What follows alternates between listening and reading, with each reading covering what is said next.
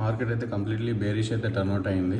ఇవాళ మనకు మార్నింగ్ ఒక BTST ట్రేడ్ ఏదైతే లాస్ ఉందో ఆ లాస్ రికవరీ ట్రేడ్ ఒకటే తీసుకున్నాం ఇక్కడ.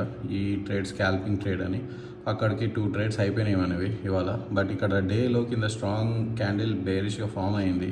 సో ఈడ నుంచి నేను ట్రేడ్ ప్లాన్ చేద్దాం అనుకున్నాను, కానీ కింద 26 లెవెల్స్ ఇక్కడ రియాక్ట్ అవుతుందేమో అని. కానీ చూసుకున్నా కూడా రిస్క్ రివార్డ్ రేషియో చాలా వర్స్ట్గా ఉంది. సో అందుకని ఈ ట్రేడ్ తీసుకోలేదు. సో ఇక్కడ ఫైనల్గా అయితే ఒక ట్రేడ్ వచ్చింది. ఇక్కడ కూడా ఎందుకు వచ్చిందంటే, ఇది కవర్ అయిన తర్వాత ఇది షార్ట్ కవరింగ్ జరుగుతుంది కదా. సో అలాంటివి చాలామంది ఎగ్జిట్ అయిపోతారు ఇక్కడ 26,000 కిందది. సో మార్కెట్ ఎక్కడ కూడా ఈ EMIకి కూడా టచ్ అవ్వడానికి కూడా రావట్లేదు, అంటే అంత హెవీ షార్ప్ సెల్లింగ్ అనమాట. సో ఇక్కడ నాకు ఒక చిన్న షూటింగ్ స్టార్ కోసం వెయిట్ చేశాను. ఆ తర్వాత ఇక్కడ ట్రేడ్ ప్లాన్ చేసినాం. ఇది చాలా సైడ్ వేస్ ఉండి మరి నాకు టార్గెట్ ఇస్తుందని కూడా తెలుసు. కాకపోతే ప్రీమియమ్స్ డీకే వల్ల నేను మీ కళ్ళ ముందే ప్రాఫిట్స్ కూడా బుక్ చేసినాను.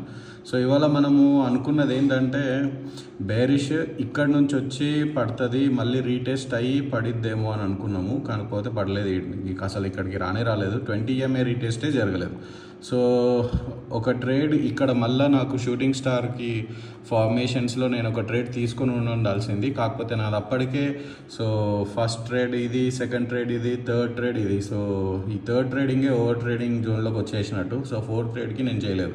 సో మొత్తానికి మన ప్రాఫిట్స్ అయితే అది ఇవాళ మనం బుక్ చేసుకుంది మీకు చూసే ఉంటారు.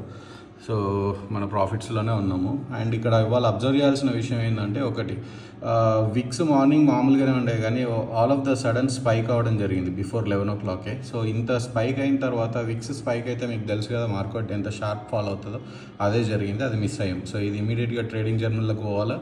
అండ్ మనం ఇవాళ మిస్ అయింది ఏమన్నా అని అనుకుంటే, నేనైతే ఏం మిస్ కాలేదు. ఇంత పెద్ద ఫాల్ ఎందుకు క్యాప్చర్ చేయలేదా అని ఒక చిన్న రిగ్రెట్ ఉండే, కానీ బట్ ఈ సెకండ్ ట్రేడ్ ఏదైతే ఉందో ఇక్కడ నుంచి స్టాప్ లాస్ని కనుక ట్రైల్ చేసుకుంటూ వచ్చుంటే నాది పెద్ద ట్రేడ్ క్యాప్చర్ అయ్యేది. బట్ నేను లాస్ రికవరీ కోసం అని చెప్పేసి కొంచెం ఎర్లీగా నేను ఎగ్జిట్ అయిపోయినాను. సో ఈ ఫస్ట్ ట్రేడ్ ఏదైతే లాస్ ఉందో, ఈ లాస్ రికవరీ అనే మైండ్ సెట్ వల్ల ఇవాళ ఒక ప్రాపర్ ట్రేడ్ మొత్తం మిస్ అయింది. But that's fine. ఇంత పెద్దది బాటమ్ నుంచి టాప్ నుంచి బాటమ్ వరకు క్యాప్చర్ చేసే మైండ్ సెట్ అయితే నాకు లేదు. సో ఎక్కడ కొంచెం దొరికినా కొంచెం కన్సిస్టెంట్గా దొరుకుతుంది అన్న కాన్ఫిడెన్స్ నాకు ఉంది. సో దాన్ని బట్టికే ఇవాళ మనకి ఈ ట్రేడింగ్లో ఇవాళ వచ్చిన ప్రాఫిట్స్ ఏది. సో రేపు మళ్ళీ కొత్త స్ట్రాటజీస్తో వస్తాను.